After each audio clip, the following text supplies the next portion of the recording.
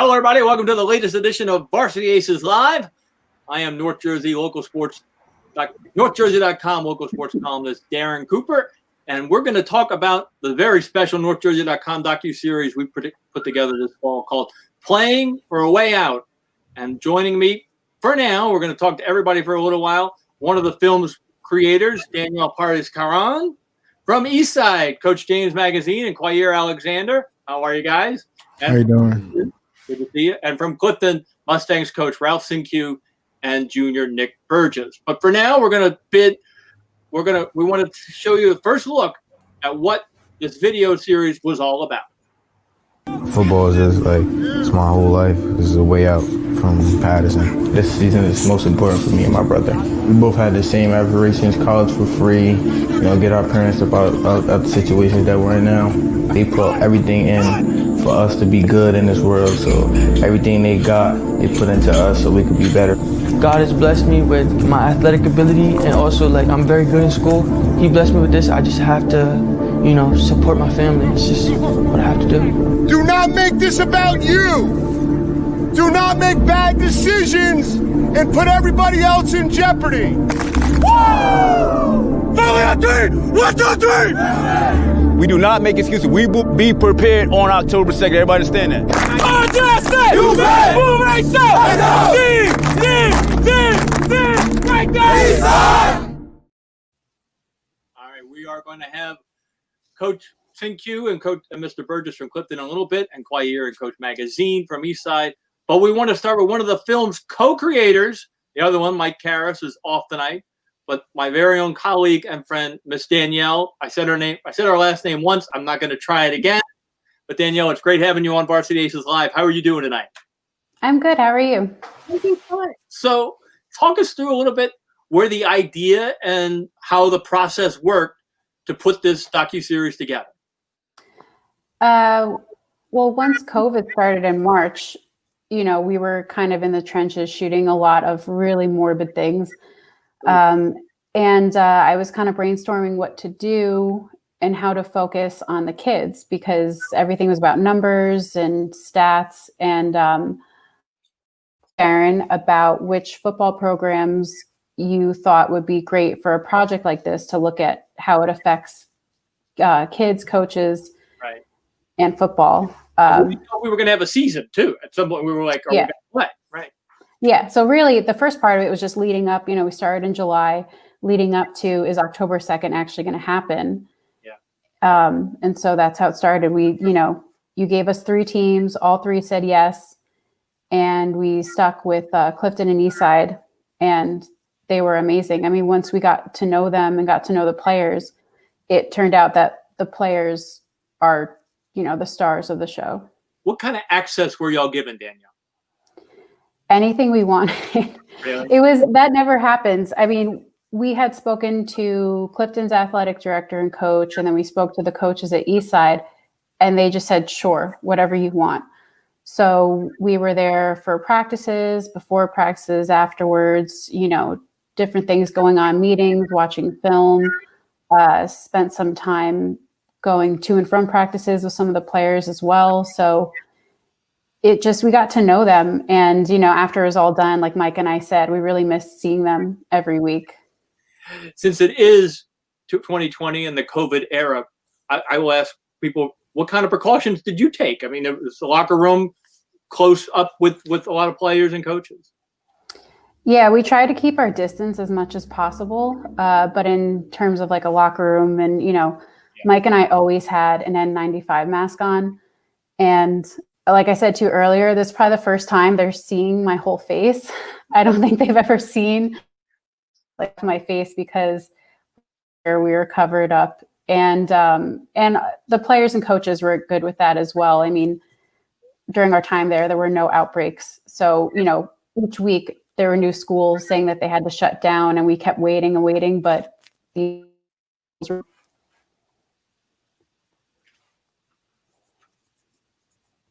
And I know that it wasn't just the ordinary football story about kids from an impoverished area trying to get out, but we're dealing with kids from, who, in the light of social unrest, all that going on, it kind of adds an extra layer to this story. Yeah, and we had no idea what we were going to find. And these coaches kind of let us know what was going on behind the scenes, which we really appreciated. And like with Eastside, they wanted to talk about social injustice, what they could do as a team. And other teams, they actually held a vote. They had a community activist come in and speak to the players about what it means to raise a fist and what it could mean for them. And then it was the players that decided in the end. And, we asked Quayer about it, and he said that he felt powerful. And it's something like that. I mean, they're in the end, they're teenagers, but they know that they're role models for the kids below them. And I thought it was great that the coaches kind of gave them, they made the decision on their own. And then with Clifton and dealing with Nick's story, it was whatever Nick wanted to share with us. And we were very clear from the beginning, whatever you're comfortable with. And in his answers, you can tell he thinks about what he's saying. So he was very sure of himself. He shared his story, and we're really appreciative of that.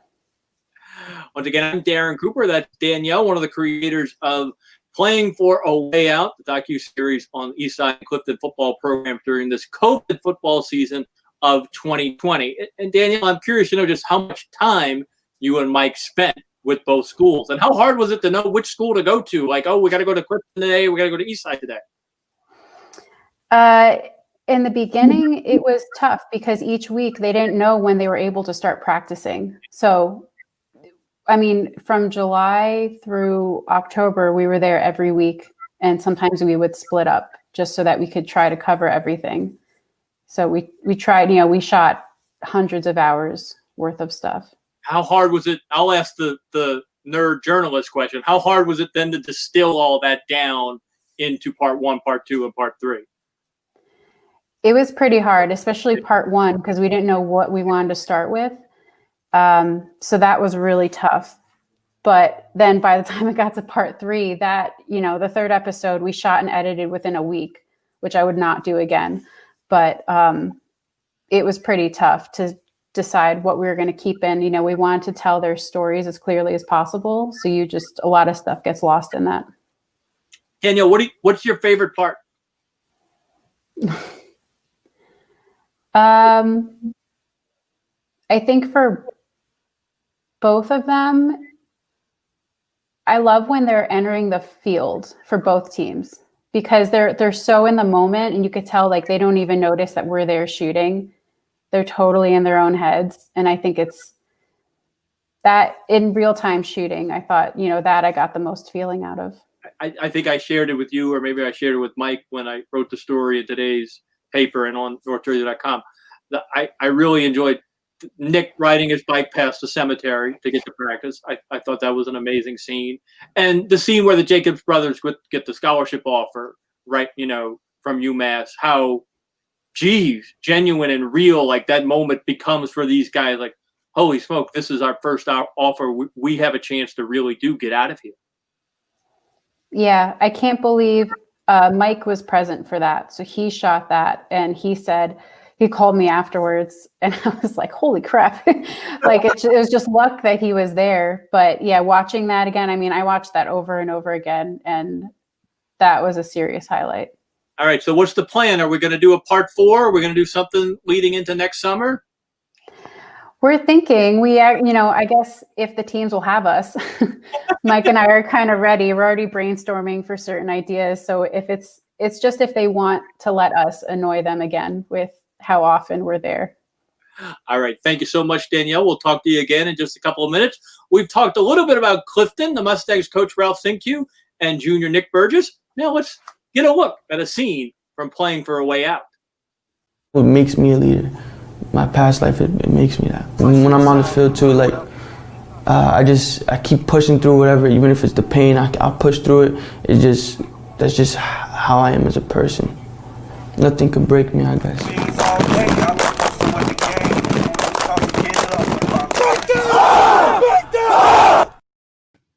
All right, joining me now are the one and only Nick Burgess from Clifton, and Mustangs coach Ralph Sinque. Guys, how are you doing tonight? Yourself. I'm good. I'm good. Good to see you, Coach. Good to see you, Nick.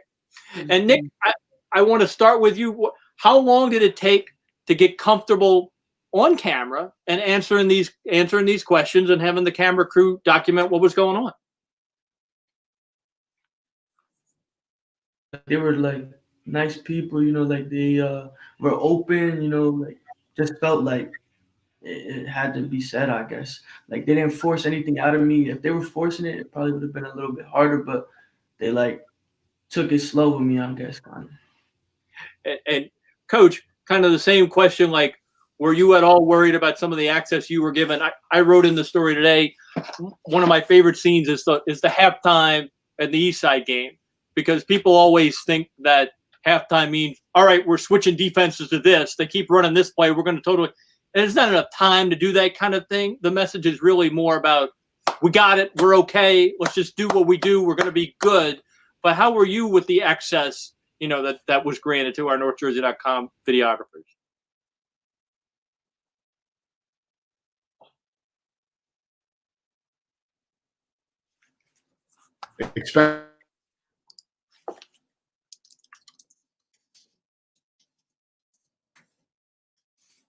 Granted this opportunity. So in the beginning, you're a little conscious of what you're saying, making sure that, they don't, making sure that you don't, they catch you saying anything that you're not supposed to, right? That being said, I think Mike and Danielle did a really good job just kind of like blending in and fitting in. And they were never in the way. They were always where they were supposed to.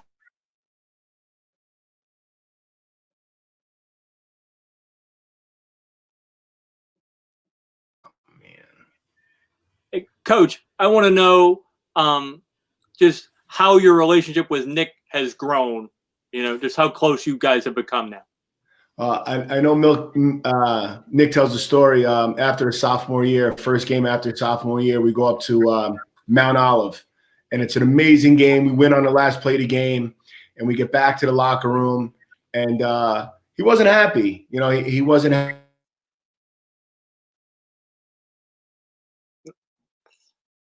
Apologize for the technical difficulties. We got Coach coming right back. Just hang with us here. Again, I'm Darren Cooper. You're watching Varsity Aces live here on NorthJersey.com as we look back at the three-part docuseries Playing for a Way Out, available on NorthJersey.com and all of our different channels. There he is again. Coach, you're telling us a story about Mount Olive.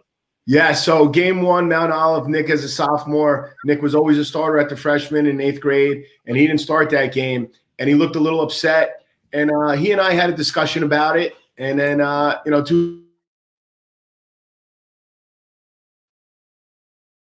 we've got Coach going blank again.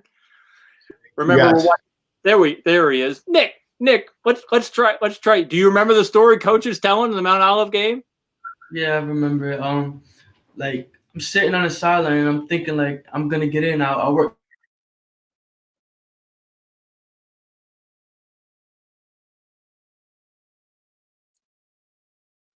Keep going. That's all right. Just keep going. It'll come back to us.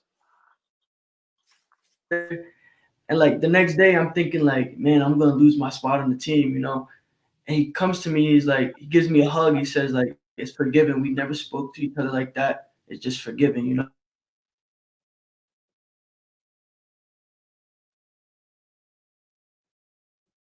Right.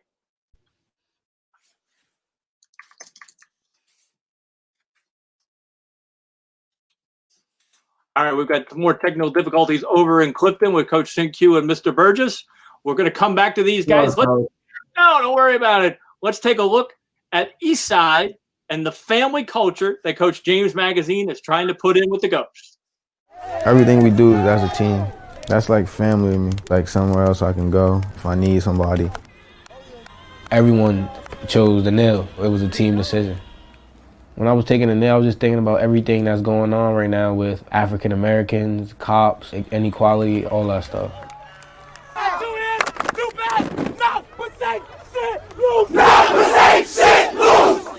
Now they officially know the season is to go. You see the smiles on their faces.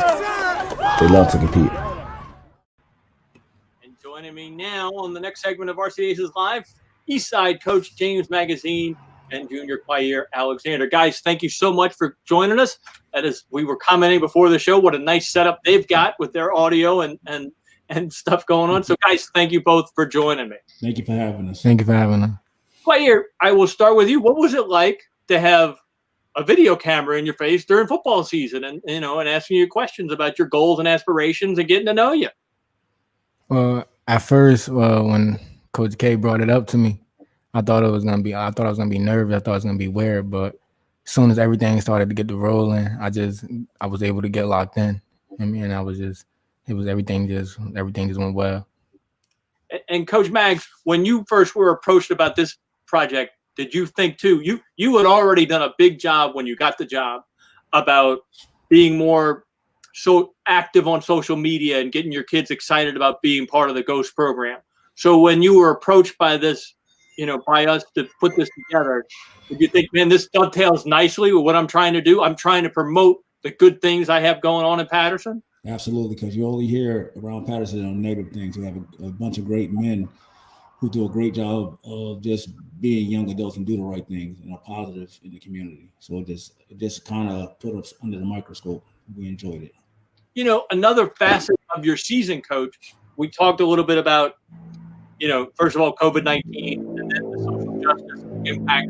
But losing Coach Glisson is a really nice part in the docuseries and conversations about Gerald, losing your athletic director, a beloved figure in town. I mean, that was a big theme for you guys all season too. Yes, sir. I mean, he was not only my supervisor or AD, but he's also a close friend. I knew Dr. Glisson for over 20 years. So it was definitely tough. And when you talk about changing the culture, Coach, it's not something that happens overnight, right? It's a daily job, isn't it? Yes, sir. It's a daily job.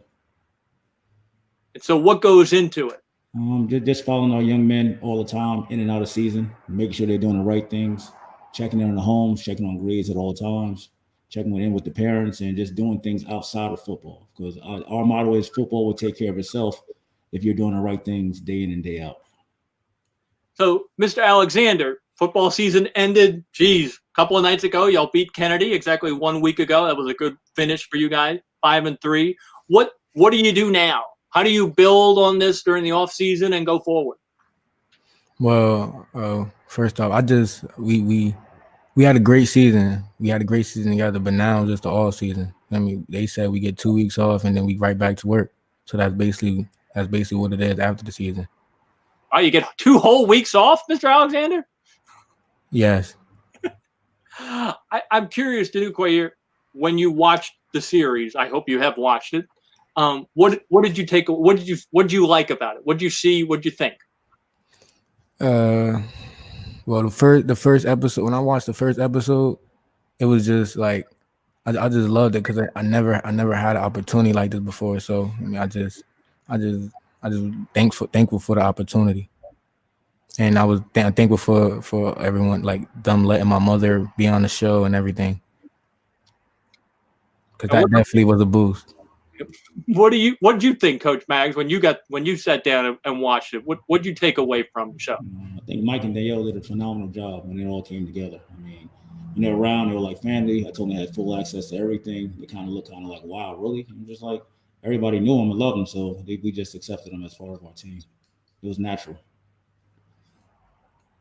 All right, and Coach Mag, you give really 2 weeks off? They get 2 weeks off now? We got. You don't understand what I'm working with here. I have to keep them busy. Have to. Either it's another sport preparing for, or we get them in the weight room. We have to stay active around here. Will you allow yourself any time to reflect on the impact and season you just had, which by almost any measure would have to be kind of, you finished 5-3 in the top 10 in our poll, somewhat of a success, Coach. Will you give yourself any time to reflect on that, what went right and the good things that happened? I told my coaches December 15th, we have our first coaches meeting. We're back to business. That's over with. But Quayer, what kind of season you want to have next year? What's next for you? Well, next year I'm just trying to set more goals. I'm gonna be older, mature myself more, and be a senior. Definitely trying to get off and try to get out of Patterson. And how important is football to you? Football is definitely my whole life. It's my whole life. I've been playing football since since flag. And what do you get out of playing football, Quayer? It keeps me away from everything where I come from. It just makes me stay focused, and I'm just locked in on the field. It's like it's natural to me.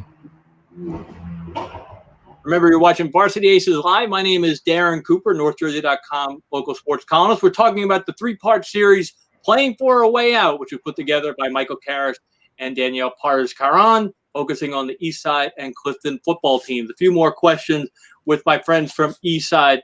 Quayer, did it almost get to be too much? I mean, with all the uncertainty with COVID, and hey, you did miss out on one game that had to. Did at one point did you ever look in the mirror and just say like, I just don't know. I just don't know if I can get through this. Definitely not. I just always kept my head up and kept pushing. Coach Mags, what kind of message did you deliver to the guys when we didn't know, when there was so much uncertainty going on?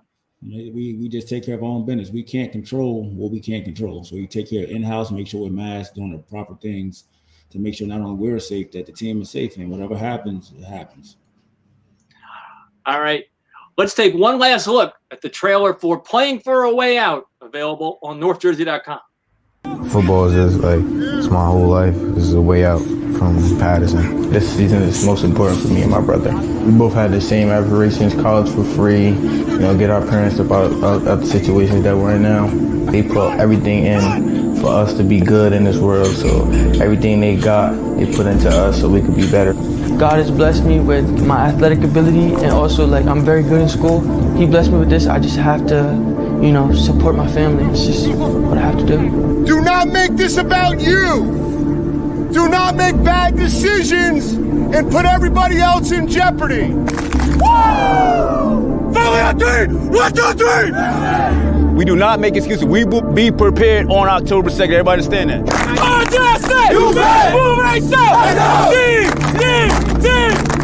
Right there!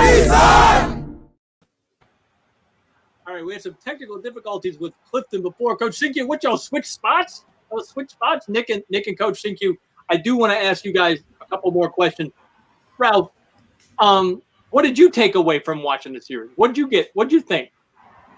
I thought it was amazing. I thought it was like, it was the first time we ever saw an in-depth look at a high school program, the way that they did it. And, I feel that, our program, our two programs have a lot in common, work ethic, same type of message. I heard Coach say you control what you control, and I say control the controllables, right? Control the controllables in your life.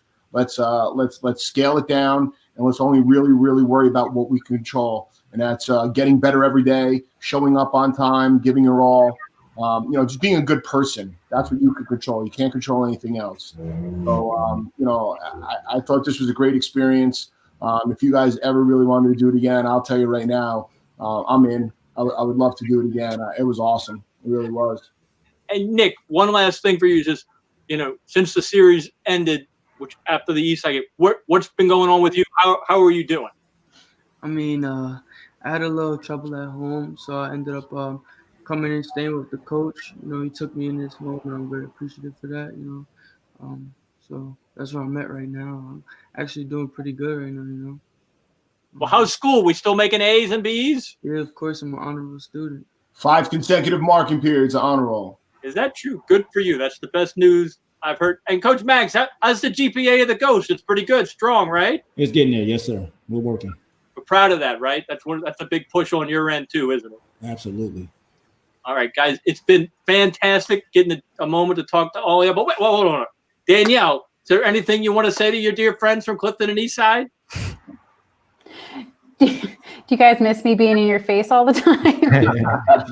Well, if you were there, that means we'd still be playing football. So, yeah, I could do that. Definitely. Definitely do that. Well, no, I got to say, Mike and we miss seeing you guys each week, and we're going to think of something to do. So we'll probably be seeing you soon. I hope so. Gotcha. That'd be fantastic.